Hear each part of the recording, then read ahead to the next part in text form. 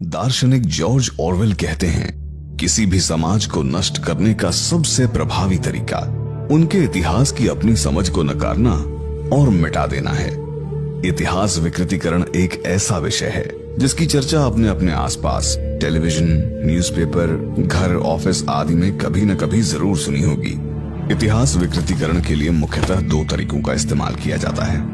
अपनी व्यक्तिगत अवधारणा या मत को अलोकतांत्रिक तरीके से बिना प्रमाण के तथ्य के रूप में प्रचारित करना। दूसरा, तथ्यों को छिपाते हुए झूठ का सुनियोजित प्रचार करना। क्षत्रिय इतिहास का विकृतीकरण वास्तव में उत्तर व मध्य भारत के इतिहास का विकृतीकरण है, जिसे सांस्कृतिक आतंकवाद की संज्ञा दी जा सकती है, क्योंकि कुछ विशेष समूहों के निजी हितों के कारण भारतवर्ष के सैन्य एवं सांस्कृतिक इतिहास का राजनीतिकरण होने लगा है। आइए अब जानते हैं क्षत्रिय इतिहास विकृत क्यों किया जा रहा है। इन सांस्कृतिक आतंकवादियों का उद्देश्य क्या है? पहला, क्षत्रियों के खिलाफ सर्व समाज में पूर्वाग्रह और जातिगत वैमनस्य फैलाना।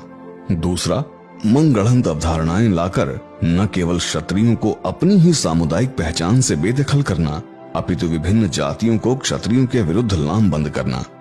तीसरा, सरकारी और सिविल सोसाइटी को क्षत्रियों के विरुद्ध करना ताकि क्षत्रियों के लोकतांत्रिक अधिकारों को खत्म किया जा सके। चौथा, क्षत्रिय युवाओं के आत्मविश्वास को हानि पहुंचाना, जिससे वे एक संगठित सामाजिक अथवा राजनीतिक इकाई के रूप में लामबंद न हो सकें। आइए कुछ उदाहरणों से समझते हैं ये सब कौन और किस प्रकार कर रहा है। द प्रिंट पर लिखने वाले दिलीप मंडल ट्विटर पर प्रसिद्ध हॉकी प्लेयर स्वर्गीय मेजर ध्यान सिंह बैस, जिन्हें हम ध्यानचंद के नाम से जानते हैं, उन्हें कोएरी कहकर संबोधित करता है, जबकि ध्यानचंद स्वयं अपनी आत्मकथा में खुद को राजपूत लिख गए। लेकिन मंडल की इस हरकत ने क्षत्रिय समुदाय और कोएरी समुदाय के मध्य व्यर्थ का बैर पैदा करने का काम कर दिया। इसी प्रकार आरएसएस द्वारा कई वर्षों से राणा पूंजा को भील प्रचारित करने का कुत्सित प्रयास किया जा रहा है। राणा पूंजा, जो कि मेवाड़ के पानरवा ठिकाने के सोलंकी राजपूत सिरदार थे, उन्हें भील कहकर प्रचारित करना भीलों एवं क्षत्रियों के बीच उत्पन्न व्यर्थ के मतभेद का कारण बन रहा है। इसी प्रकार मध्य प्रदेश में राजपूत रानी दुर्गावती चंदेल को गोंड प्रचारित करके राजपूत बनाम गोंड करने की पटकथा लिखी जा रही है। आरएसएस क्षत्रिय सम्राट मिहिर भोज को भी गुर्जर प्रचारित करती आई है, जिसके कारण तमाम तथ्य होने के बावजूद एक पूरी जाति वो बनने को प्रयासरत हो चुकी है जो वो कभी थी ही नहीं। तो कभी बागपत का बीजेपी सांसद सत्यपाल तोमर राजपूत राजा अनंगपाल को जाट बताकर तोमर राजपूतों पर तंज कसता है। ये सारे कृत्य जनमानस में आम क्षत्रियों के विरुद्ध द्वेष फैलाने की एक सुनियोजित राजनीतिक साजिश है, जिसका समर्थन कुछ भ्रष्ट इतिहासकार एवं पत्रकार भी बड़ी बेशर्मी से कर रहे हैं। उदाहरण के लिए द स्क्रॉल पर लिखने वाले मराठी ब्राह्मण गिरीश शहाणे, उनके कई लेख जहां वो क्षत्रियों को डिफीट स्पेशलिस्ट जैसी उपमाओं से संबोधित करता है। शहाणे के जातिवादी लेख को समर्थन मिला प्रख्यात इतिहासकार हरबंस मुखिया का। हरबंस मुखिया 2018 में बीबीसी को दिए अपने लेख में लिखते हैं कि अंग्रेजों के विरुद्ध संघर्ष में राजपूतों का कोई योगदान नहीं रहा, जबकि म्यूटिनी के समकालीन लेखकों को यदि हम कोट करें तो पाते हैं कि उत्तर भारत में 1857 की क्रांति के सूत्रधार राजपूत ही थे। 1858 में British officer colonel George B Malleson ने अपनी किताब the mutiny of the Bengal army में लिखा, प्रथम दृष्टि में मात्र सैन्य विद्रोह दिखने वाली इस क्रांति ने तेजी से अपना स्वरूप बदल लिया और ये एक राष्ट्रीय विद्रोह बन गया। बिहार के राजपूत गांवों में, यूपी के बनारस, आजमगढ़, गोरखपुर जिलों में, पूरे दोआब में, जिसमें इलाहाबाद, कानपुर, मेरठ और आगरा के संभाग शामिल हैं, रोहिलखंड और अवध के प्रांतों में हमारे शासन को हिलाकर रख दिया और हमारे खिलाफ युद्ध की घोषणा कर दी। इसी तरह A.R. यंग लिखते हैं, शाहाबाद में क्रांति ने एक राष्ट्रीय बगावत का रूप ले लिया। स्थानीय राजपूत जमींदारों के समर्थन में जिले की पूरी राजपूत आबादी खड़ी हो गई। W. स्लीमान भी लिखते हैं कि मैंने विश्व में कई देशों में कई युद्ध देखे, पर ऐसा कभी नहीं देखा जैसा युद्ध अवध के जमींदारों ने अंग्रेजी हुकूमत के खिलाफ लड़ा। स्पष्ट तथ्यों के उपलब्ध होने के बावजूद भी यदि कोई इतना बड़ा इतिहासकार विरोधाभासी बातें करे तो निसंदेह उसकी नीयत में ही खोट है। इसी लेख में प्रोफेसर साहब लिखते हैं कि आधुनिक भारत के निर्माण में राजपूतों का योगदान शून्य है।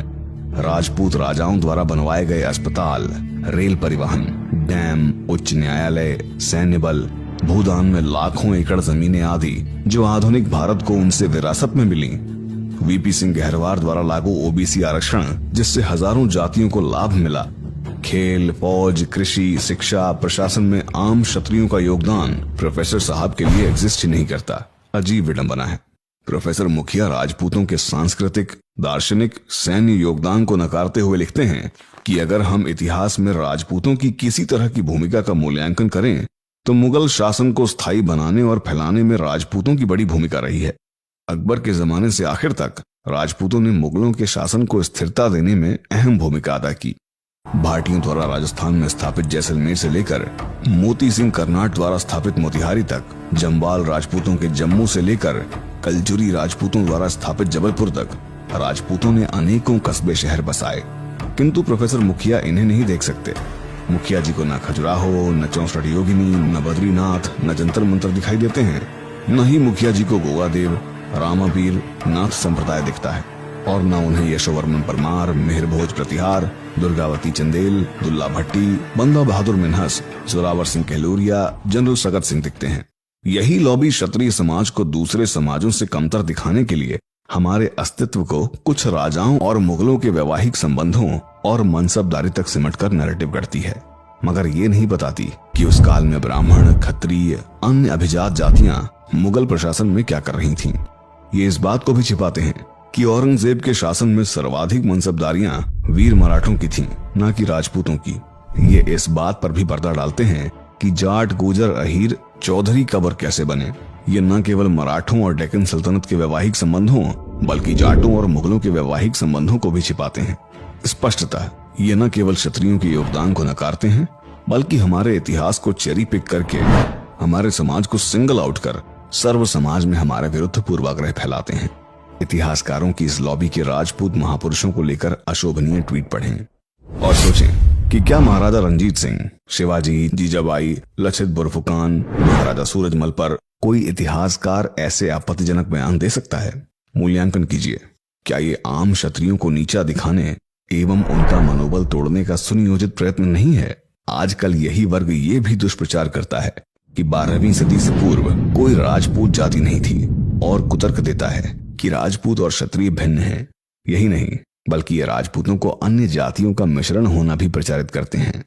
इतिहासकारों की इसी लॉबी ने आरएसएस और दिलीप मंडल जैसों को भी राजपूत इतिहास को लेकर राजनीति देने का मनोबल दिया है।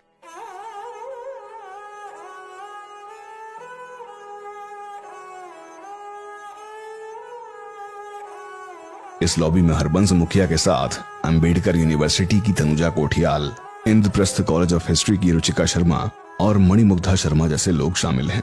यही लॉबी तथ्यहीन किताबें लिखकर गलत व्याख्या करते हुए फिल्मों और मीडिया के जरिए दुष्प्रचार करती है और यहाँ तक जयपुर एवं लखनऊ लिटरेचर फेस्टिवल का भी सुनियोजित इस्तेमाल करती आई है।